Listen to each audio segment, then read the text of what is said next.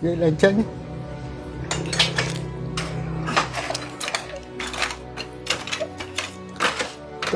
xịt áo vậy là chân đai dòng mà này đấy thì mày đừng không có hàng dụ cho chân phải làm tăng cam bờ làm vậy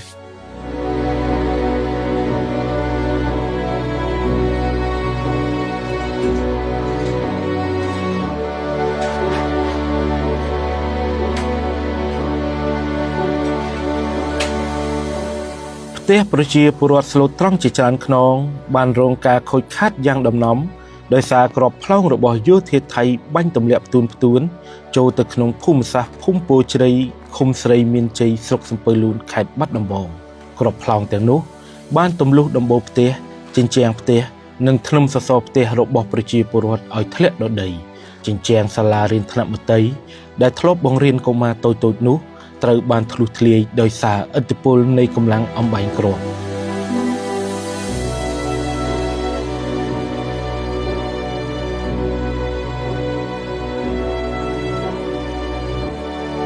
សន្ធឹកគ្រាប់ផ្លោងហោះគ្មានគោលដៅទាំងនេះបានអង្រួនដំបូលផ្ទះនិងសសរផ្ទះប្រជាពលរដ្ឋឲ្យញាប់ញ័រតាមសម្លេងគ្រាប់ផ្ទុះប្រៀបដូចជាមនុស្សរងាញ័រញាក់នៅពេលត្រូវទឹកភ្លៀងជាច្រើនម៉ោងផ្ទះបាត់ម្ចាស់ជាច្រើនខ្នងកំពុងឈរស្ដាប់ស្នូរគ្រាប់ផ្លោងទាំងភិតភ័យគ្រាប់ផ្លោងពោពេញដោយកំហឹងនេះហាក់គ្មានត្រាប្រណីឡើយដល់ពលរដ្ឋស្លូតត្រង់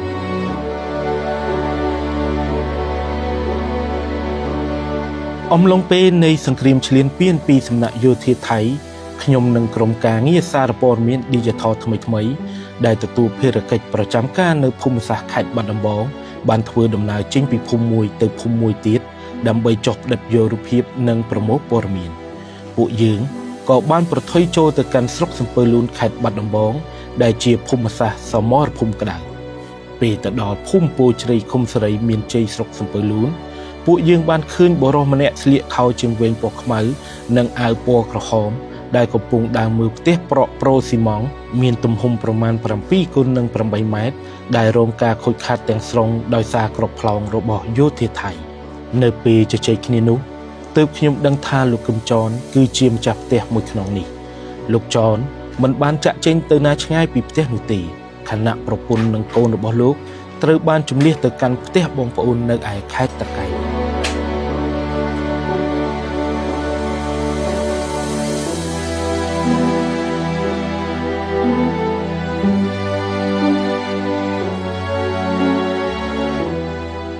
ខ្ញុំក៏បានសាកសួរលោកចនពីដំណើរដើមទងនៃការខូចខាតផ្ទះនេះទើបខ្ញុំបានដឹងថាផ្ទះរបស់លោកចនត្រូវបានគ្រាប់ផ្លោងរបស់យោធាថៃហោះមកបុកទម្លុះជញ្ជាំងនិងដំបូលផ្ទះយ៉ាងពេញទំហឹងនាវេលាម៉ោង 4:30 នាទីរសៀលថ្ងៃទី 24 ធ្នូវាជាគ្រោះផងនិងជាសំណាងផងសំណាងត្រង់ថាលោកចនមិនគ្រោះថ្នាក់ដល់ជីវិតជាធម្មតាលោកចនតែងតែចូលមកសម្រាកក្រោមផ្ទះនៅពេលថ្ងៃតែគ្រានោះលោកក៏សម្រេចចិត្តធ្វើដំណើរចេញពីផ្ទះហើយតម្រង់ទៅវាលស្រែចេញផុតពីផ្ទះបន្តិចស្រាប់តែគ្រាប់ហោះមកទម្លុះផ្ទះរបស់លោកតែម្ដងញ័រជង្គង់ផងនិងក្តុកក្តួលផងបរិះវ័យជាង50 ឆ្នាំរូបនេះបានត្រឹមតែឈរសម្លឹងពីចម្ងាយមើលផ្ទះរបស់ខ្លួនដែលកំពុងរងការបំផ្លិចបំផ្លាញប៉ុណ្ណោះ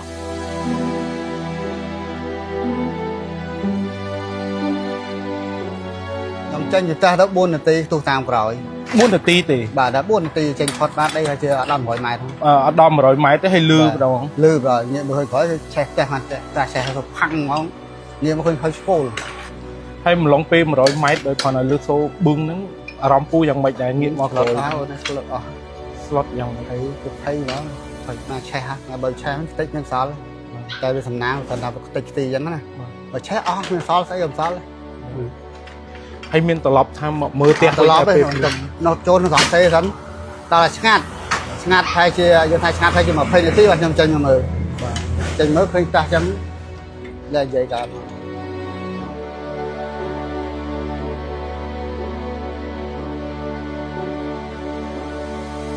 លោកចនមិនអាចលាក់រឿងហេតុទាំងនេះបានឡើយលោកក៏បានទូរស័ព្ទទៅប្រាប់ប្រពន្ធនិងកូនរបស់លោកពីសោកនាដកម្មមួយនេះគ្រួសារលោកចនដែលទទួលបានដំណឹងនេះហើយយំសោកបោកខ្លួនគ្រប់គ្នាអ្នកណាមិនយំបើផ្ទះជាទីស្រឡាញ់ផ្ ផ្ទះជាជំរកដ៏សែនកក់ក្ដៅផ្ទះកើតចេញពីកម្លាំងញើសឈាមរងការបំភ្លេចបំផ្លាញបែបនេះសូម្បីតែលោកចនដែលកំពុងតែសន្ទនាជាមួយនឹងខ្ញុំនោះក៏មិនអាចទប់ទឹកភ្នែកជាប់ដែរបរិសុទ្ធរូបនេះយំដោយសារស្ដាយផ្ទះផងនិងឈឺចាប់ផងនិយាយឡើងចឹង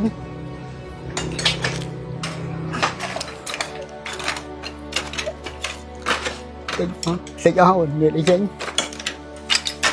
ស្ដាយយ៉ាងម៉េចហ្នឹងស្ដាយទេធ្វើម៉េចសង្ខំក៏ថាយូរ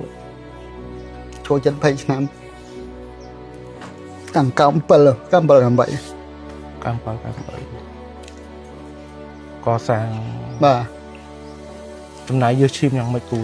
យើឈាមនឹងរកស៊ីនឹងធ្វើការធ្វើអីមួយម៉ានទិញបានធ្វើបានប៉ុណ្ណឹងឥឡូវតិចទីអត់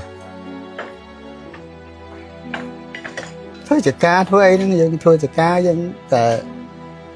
ធ្វើស្មាពុតមកគេហ្នឹងបានលុយទិញប៉ុណ្ណឹងទិញកសាងទិញជួយធ្វើបានប៉ុណ្ណឹងហ្នឹងធ្វើម្ដងតិចបាទដងតិចបានប៉ុណ្ណឹងឥឡូវវាផ្លោមខ្ទេចអស់ហើយ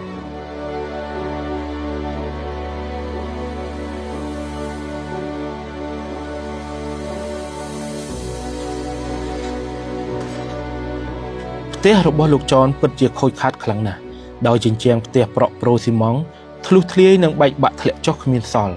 ចំណែកធ្នឹមសសរផ្ទះវិញហើបចេញពីគ្នាដោយសារឥទ្ធិពលកម្លាំងគ្រាប់សូម្បីតែខ្ញុំឈរជជែកជាមួយលោកចននៅលើផ្ទះនេះផ្ទាល់ក៏ហាក់មានអារម្មណ៍ថាផ្ទះញ័ររង្គើនឹងចង់រលំបាក់ចុះក្រោមម្ដងដែរផ្ទះដែលកើតចេញពីកម្លាំងញើសឈាមរបស់លោកចនជាង20ឆ្នាំមកនេះប្រែក្លាយជាគំនរឈើបែកបាក់ត្រឹមមួយពព្រិចភ្នែកក្រោមភ្លើងសង្គ្រាមឈ្លានពានពីសំណាក់យោធាថៃត្រឹមរយៈពេល20ថ្ងៃពេលនេះលោកចនគិតអ្វីមិនចេញឡើយគឺចេញតែទឹកភ្នែកប៉ុណ្ណោះ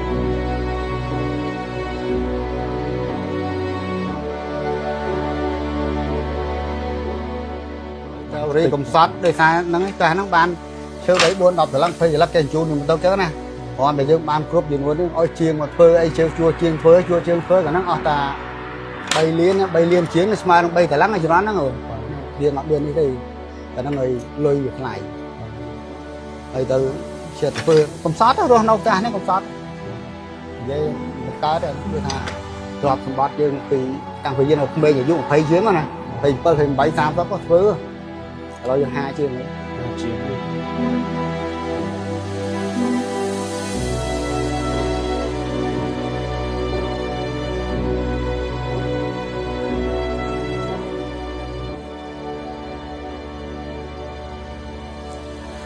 នេះហើយគឺជាសោកនាដកម្មនៃសង្គ្រាមមិនបានផ្ដល់ផលប្រយោជន៍អ្វីនោះទេ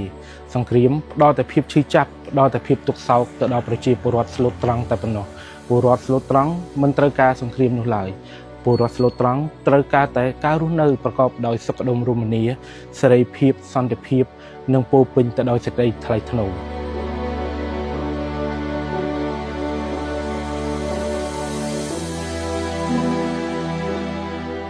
មិនចង់បានសង្គ្រាមទេអត់ចង់បានទេព្រោះពេលសង្គ្រាមវាអត់ដែលចំណេញមានហន់ហោចទាំងសងខាងនឹងរងទុកប្រជាជនឃើញប្រត់គល់ប្រត់ចោលតាណាតណៃអស់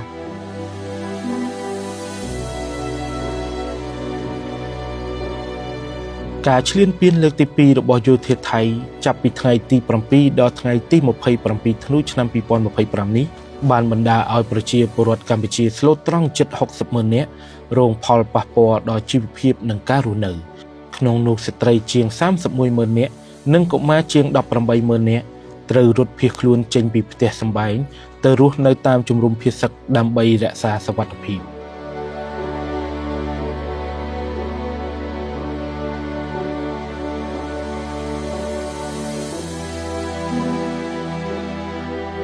ខ្ញុំសូមជម្រាបជូនលោកអ្នកនាងថារដ្ឋាភិបាលកម្ពុជានិងរដ្ឋាភិបាលថៃបានសម្រេចបាននៅបទជបាញ់មួយកាលពីថ្ងៃទី27ធ្នូ